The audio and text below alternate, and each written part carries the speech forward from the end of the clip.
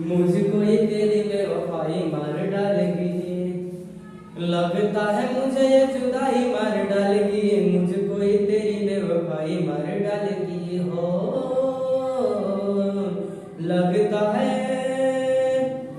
लगता है मुझे ये जुदा डालेगी, मुझको ये तेरी बेवफाई मार डालेगी। हेलो फ्रेंड्स, स्वागत है आप लोगों को अभिजीत मस्ती क्लासेस में। मैं अभिजीत कुशवाहा। चलिए आज हम लोग पिछले वाले वीडियो में हम लोग क्या बोलते हैं कि एन और टू एन यानी कि गुणित और अगुणित के बारे में पढ़े थे। चलिए इसके आगे हम लोग पढ़ते हैं और समझते हैं। चलिए शुक्राणु में कितने गुणसूत्र होते हैं, अंडाणु में कितने गुणसूत्र होते हैं, इसके बारे में हम लोग को पढ़ना है। चलिए फ्रेंड ध्यान दीजिए और समझिए, बहुत मजा आएगा। देखिए फ्रेंड, देखिए और समझिए। शुक्राणु में एन गुणसूत्र होता है, ये पहला था। दूसरा देखिए, अंडाणु में गुणसूत्र एन होता है। क्या होता है फ्रेंड? एन होता है। तीसरा देखिए, नर में गुण सूत्र एन। एन का मतलब होता है फ्रेंड 23, ठीक है। मादा में गुणसूत्र की संख्या एन होता है, यानी कि पुरुष में भी गुणसूत्र की संख्या 23 और महिला में भी गुणसूत्र की संख्या 23, ठीक है। अगला देखिए, जाइगोट।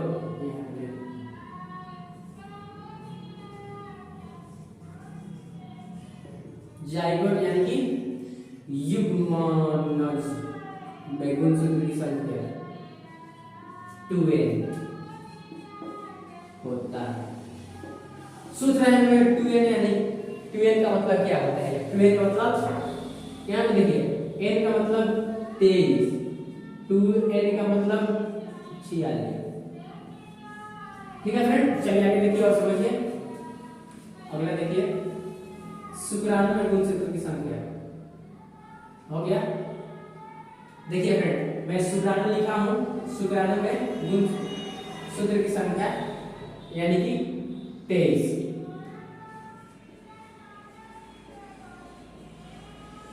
शुक्राणु में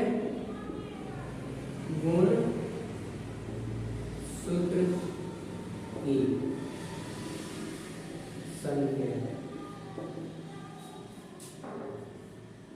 23 होता है, ठीक है फ्रेंड। आगे देखिए, अंडाणु में, अंडाणु में भी अंडाणु में गुणसूत्र की संख्या 23 होता है, ठीक है फ्रेंड। लास्ट देखिए, लास्ट यह इंपॉर्टेंट है, सब इंपॉर्टेंट है, ये नहीं कि एक ही इंपॉर्टेंट है। अब देखिए इसका है जाइगोट। जाइगोट में गुणसूत्र की संख्या की संख्या 46 होता है, ठीक है फ्रेंड। आगे देखिए और समझिए। इतना देखिए, सॉरी देखिए, डीएनए को आरएनए में बदलना है। यहाँ पर है ट्रांसलेशन, TANRCIPTION,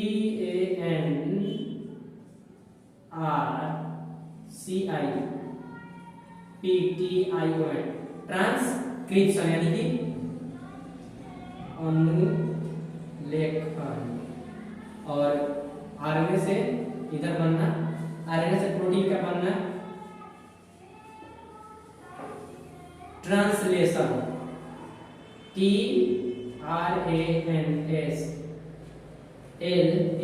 TRANSLATION, ट्रांसलेशन यानी कि इसका हिंदी हो जाएगा ट्रांसलेशन का मतलब रूपांतरण, रूपांतरण। ठीक है फ्रेंड, आगे देखिए और समझिए। ये सब हो गया, ठीक है फ्रेंड, इतना देखिए और समझ लीजिए। आरएनए से डीएनए से आरएनए का बनना ट्रांसक्रिप्शन, आरएनए से प्रोटीन का बनना ट्रांसलेशन यानी कि रूपांतरण।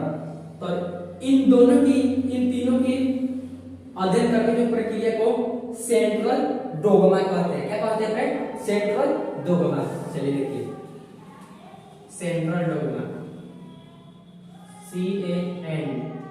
CANTRA, central dogma, DOGM। ठीक है फ्रेंड, चलिए इतना पहले समझ लेते हैं, तो फिर आगे बढ़ेंगे। देखिए फ्रेंड और समझिए, शुक्राणु में n गुणसूत्र होता है, अंडाणु में भी n गुणसूत्र होता है, यानी कि 23। n का मतलब अगुणित, शुक्राणु में अगुणित गुणसूत्र होता है। नर में गुणसूत्र की संख्या n होता है, मादा में गुणसूत्र की संख्या n होता है। नर मादा यानी कि महिला पुरुष। ठीक है, जाइगोट का मतलब होता है ह्यूमनस में गुणसूत्र की संख्या 2n होता है। ठीक है फ्रेंड, शुक्राणु में गुणसूत्र की संख्या 23 होता है, अंडाणु में गुणसूत्र की संख्या 23 होता है। ठीक है फ्रेंड, जाइगोट में गुणसूत्र की संख्या 46। ठीक है, 46 होता है। डीएनए से आरएनए का बनना ट्रांसक्रिप्शन यानी कि अनुलेखन, आरएनए से प्रोटीन का बनना ट्रांसलेशन यानी कि रूपांतरण। और ये तीनों की अध्ययन करने की प्रक्रिया को सेंट्रल डोग्मा कहते हैं। आई होप आप लोग को समझ में आ चुका होगा फ्रेंड। चलिए आगे, इस फेट में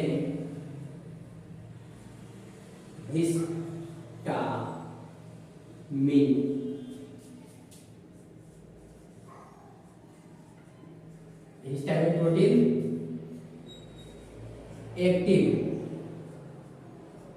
यानी कि सक्रिय रहता है। ठीक है फ्रेंड, आगे देखिए और समझिए। इतना तो देख लिए हम लोग। ठीक है, हिस्टामिन प्रोटीन कितने प्रकार के होते हैं ये देखिए फ्रेंड। हिस्टामिन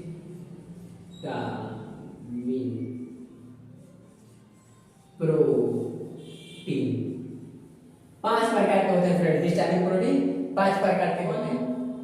H2A ऐसे ही होता है, देखिए पहले चार्ट बना देना, उसके बाद 5 प्रकार बताऊंगा आप लोग को, और मजा भी आएगा आप लोग को करने में। देखिए friend, H1, H2A, H3B,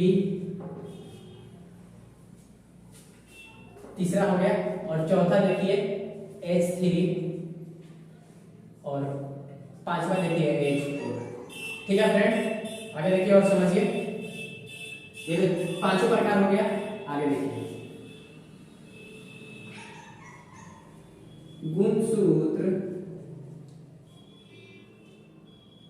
DNA और हिस्टामिन प्रोटीन का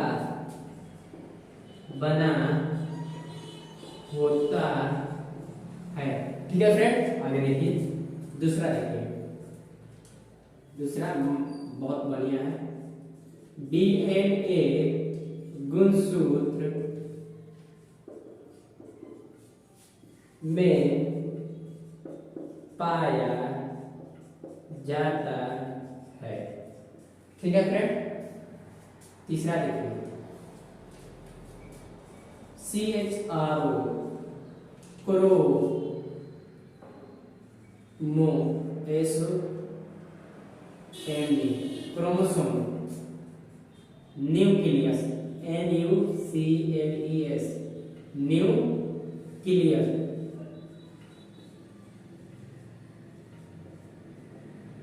न्यूक्लियस में पाया जाता है। ठीक है फ्रेंड, आगे देखिए और समझिए। ठीक है, एक लास्ट है, नोट है, नोट देखिए, ईस्ट 90 दिनों में कोशिका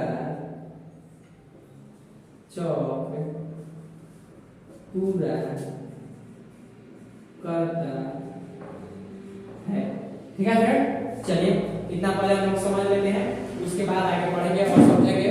ठीक है फ्रेंड, चलिए देखिए, इस फेज में हिस्टामिन प्रोटीन एक्टिव यानी कि सक्रिय रहता है। हिस्टामिन प्रोटीन 5 प्रकार की होती है, H1, H2A, H3B, H3, H4। ठीक है फ्रेंड, आगे देखिए, गुणसूत्र में डीएनए और हिस्टामिन प्रोटीन का बना होता है।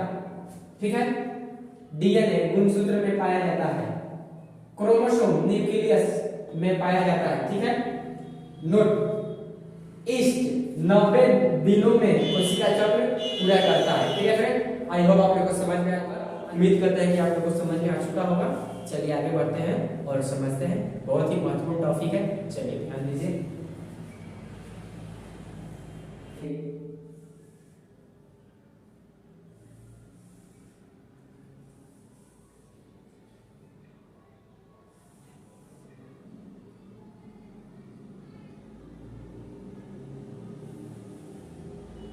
ठीक है फ्रेंड, संरचना देखिए और समझिए। ठीक है फ्रेंड, देखिए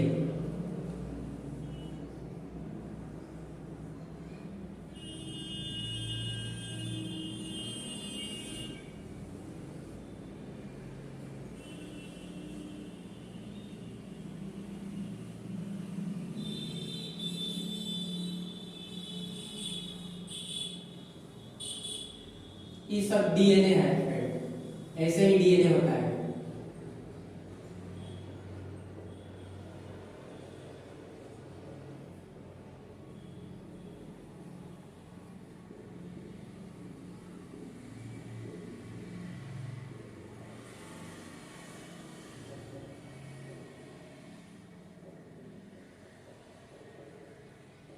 देखिए फ्रेंड, समझिए, सब डीएनए है, मिट चुका।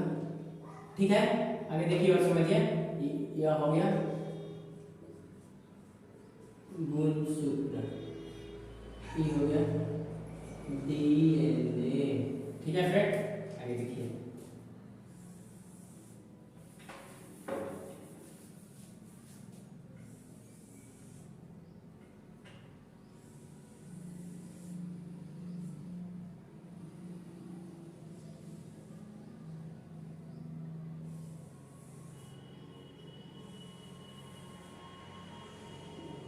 ठीक है फ्रेंड, ध्यान दीजिए और समझिए।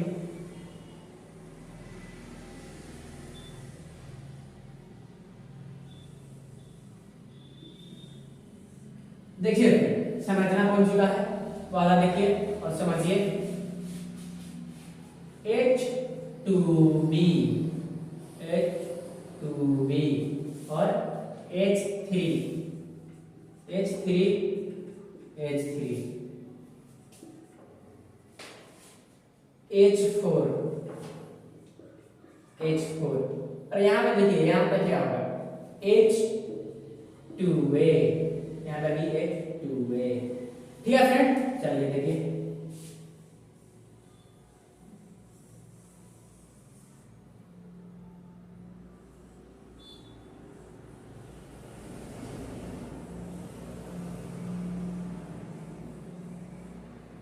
ठीक है फ्रेंड, सभी डीएनए से ही जुड़ा रहता है। एक से दूसरे में, दूसरे से तीसरे में। ठीक है फ्रेंड, देखिए ध्यान दीजिए और समझिए।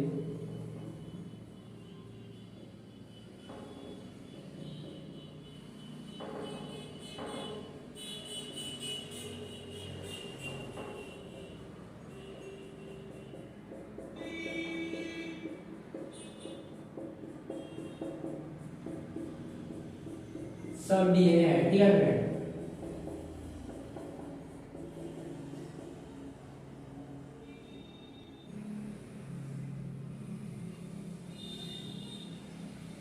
इससे जुड़े रहते हैं।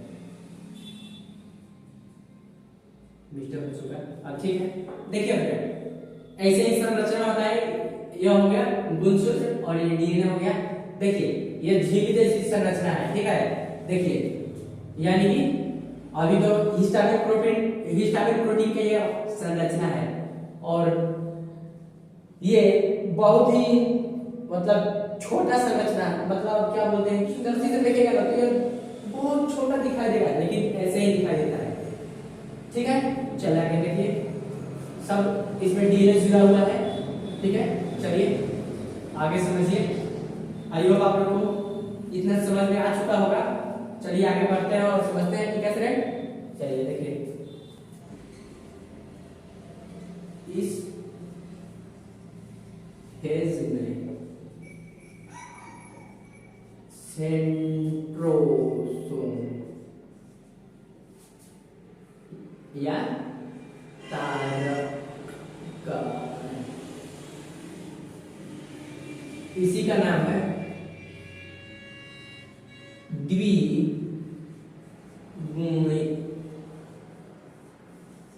होते हैं, ठीक है फ्रेंड। आगे देखिए सेंट्रोसोम की संरचना और आगे बढ़ेंगे।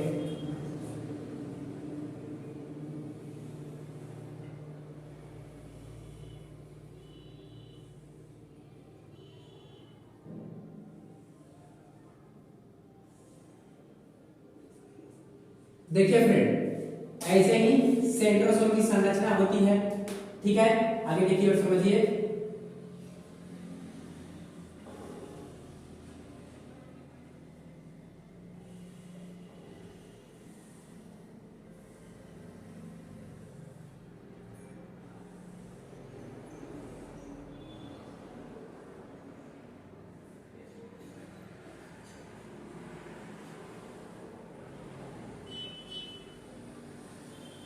ठीक है फ्रेंड, आगे देखिए और समझिए।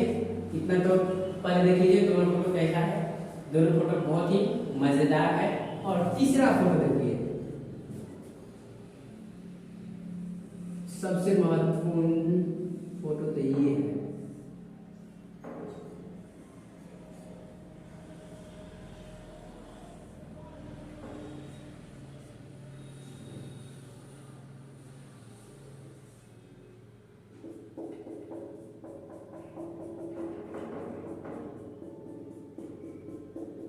देखिए फ्रेंड, आगे देखिए समझिए। चलिए देखिए, इसका नाम लिख देते हैं CENTREL, सेंट्रियोल, यानी कि सेंट्रोसोम,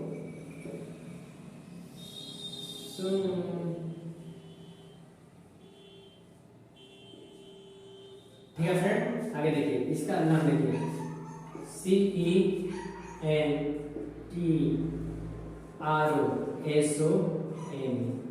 सेंट्रोसोम।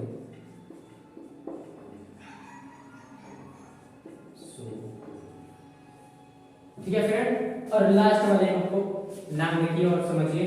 लास्ट वाला क्या है, कैसा होता है। इसका नाम है माइक्रोट्यूब्स, MICRO, यानी कि तर्क तंतु। इस सब का अध्ययन करना एस्टर कहलाता है, ASTER, एस्टर। ठीक है फ्रेंड, आगे देखिए और समझिए। एस्टर, यह एनिमल, एनिमल सेल में पाया जाता है। ठीक है फ्रेंड, देखिए आगे देखिए और समझिए, बहुत ही मजा आएगा आप लोगों को पढ़ने में और समझने में भी। ठीक है फ्रेंड, चलिए देखिए, इस फेज में सेंट्रोसोम यानी कि तालिकाएं द्विगुणित होती है। सेंट्रोसोम इसी तरह का दिखता है, उसका संरचना है सेंट्रोसोम, सेंट्रियोल, सेंट्रोसोम, माइक्रोट्यूब्यूली यानी कि स्प्लेटा फेब्री यानी कि तर्क तंतु। इन फेलों को अध्ययन करना एस्टर कहलाता है। यह एनिमल सेल में पाया जाता है। ठीक है फ्रेंड्स, समझिए।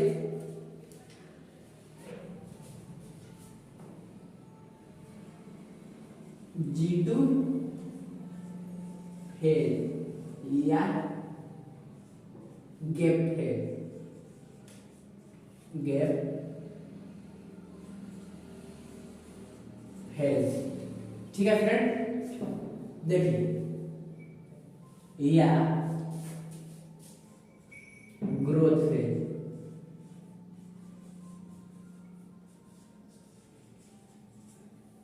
वृद्धि करना, वृद्धि करने वाला फेज यानी वृद्धि अवस्था। ठीक है फ्रेंड, चलिए ध्यान दीजिए और समझिए G2 फेज क्या है, इसकी अवस्था समझ लीजिए। इंटर फेज की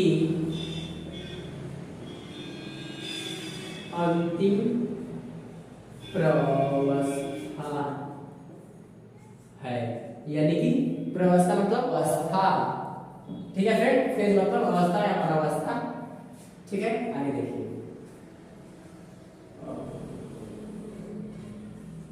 पोस्ट सिंथेसिस फेज है। इसका मतलब यह संश्लेषित अवस्था के बाद की अवस्था है। यह संश्लेषित अवस्था के बाद का अवस्था है।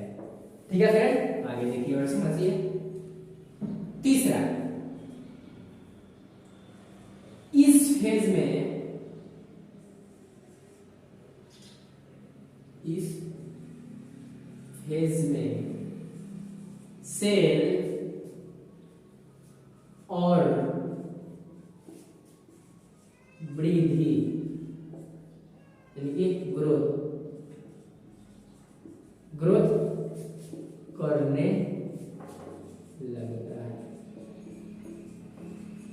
ठीक है फ्रेंड, देखिए समझिए। चौथा देखिए फ्रेंड, इस फेज को माइटोसिस फेज कहते हैं। MITO इस फेज को, सॉरी, इस फेज को माइटोकॉन्ड्रिया, माइटो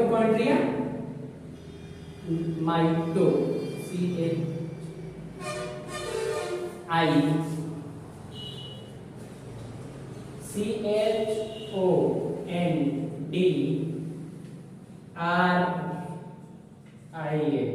माइटोकॉन्ड्रिया तथा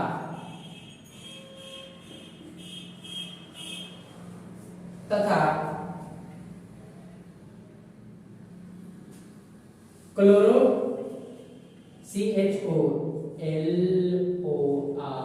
क्लोरो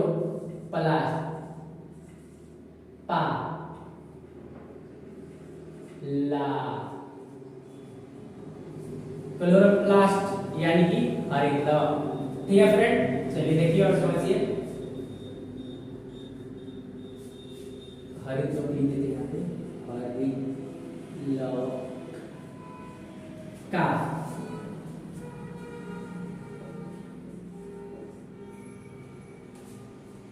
रेप्लिकेशन होता है,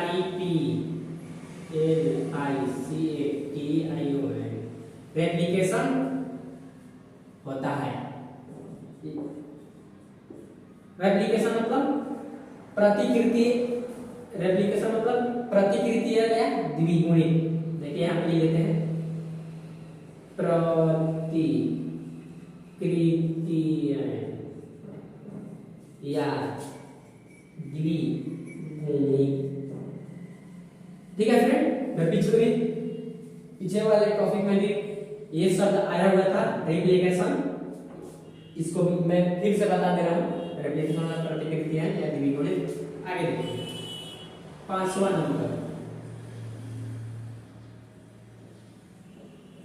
इस फेज में प्रोटीन और RNA बनता है। ठीक है फ्रेंड, इतना समझ लीजिए। इस फेज में प्रोटीन और आरएनए बनता है। ठीक है, देखिए G2 फेज और या ग्रोथ फेज या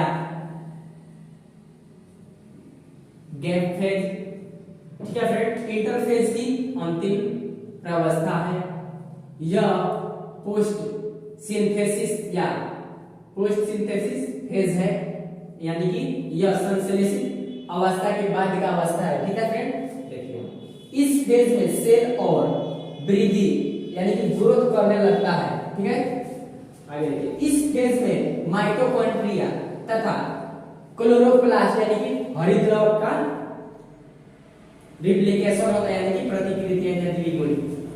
इस फेज में प्रोटीन और आरएनए बनता है। ठीक है, आगे देखिए और समझिए,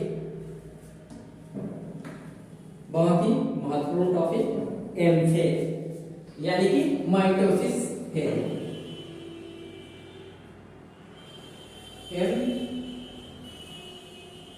फेज यानी कि माइटोसिस फेज, इसका हिंदी होगा। देखिए फ्रेंड, एम फेज की विशेषता, ठीक है, देखिए एम फेज की विशेषता, यह सबसे छोटी प्रावस्था है। ठीक है फ्रेंड, आगे देखिए दूसरा, इस फेज में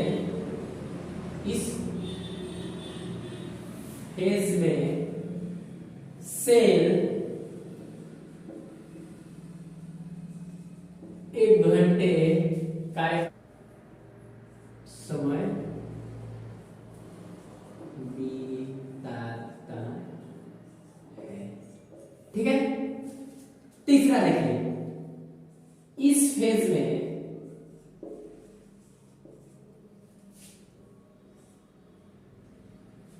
क्रोमैटिन CROMATIN क्रोमैटिन या क्रोमोसोम के रूप में होता है। क्रोमैटिन या क्रोमोसोम के रूप में होता है।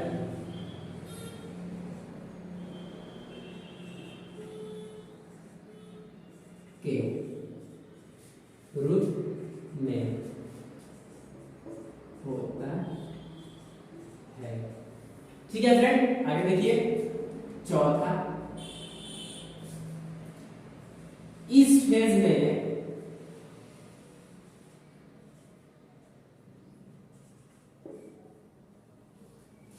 केंद्रक और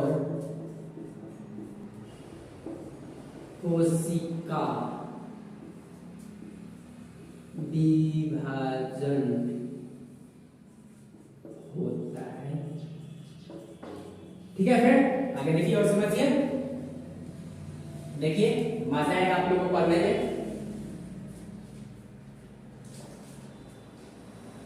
देखिए फ्रेंड, आगे देखिए एम फेज यानी कि माइटोसिस फेज, ये कितने प्रकार के होते हैं? मैं पिछले वाले वीडियो में भी बताया था कि ये कितने प्रकार के होते हैं। एक बार फिर से रिपीट कर दे रहा हूं। Mitosis phase, MITO mitosis head. ठीक है फ्रेंड, माइटोसिस का मतलब समसूत्री विभाजन। ठीक है फ्रेंड, देखिए यह दो प्रकार की होती है। काइनेंसी, पहला क्या होगा?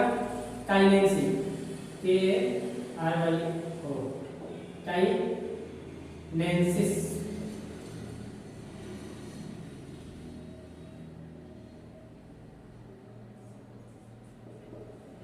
और वहां पर होगा जाइगो,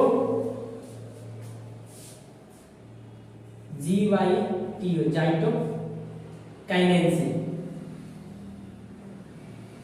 KINANSIS, काइनेंसिस। ठीक है फ्रेंड, मान लीजिए इसका हिंदी होगा केंद्रक विभाजन और उसका होगा कोशिका विभाजन। केंद्र विभाजन और कोशिका विभाजन। ठीक है फ्रेंड, चलिए एक शब्द मिला, माइटोसिस फेज मतलब समसूत्री विभाजन। एम फेज, यह सबसे छोटी प्रवस्था है। इस फेज में सेल 1 घंटा समय व्यतीत करता है। ठीक है फ्रेंड, इस फेज में क्रोमैटिन या क्रोमोसोम के रूप में दिखता है। इस फेज में केंद्रक और कोशिका विभाजन होता है। माइटोसिस फेज यानी कि समसूत्री विभाजन। यह दो माइटोसिस यानी कि समसूत्री विभाजन दो प्रकार की होती है। काइनेंसिस यानी केंद्रक विभाजन, साइटोकाइनेंसी यानी कि कोशिका विभाजन। ठीक है फ्रेंड, चलिए आई होप आप लोगों को समझ में आ चुका होगा। वीडियो को समाप्त करते हैं। वीडियो अच्छा लगे तो लाइक, कमेंट, शेयर, सब्सक्राइब जरूर कीजिएगा। Thank you, that's all, bye bye.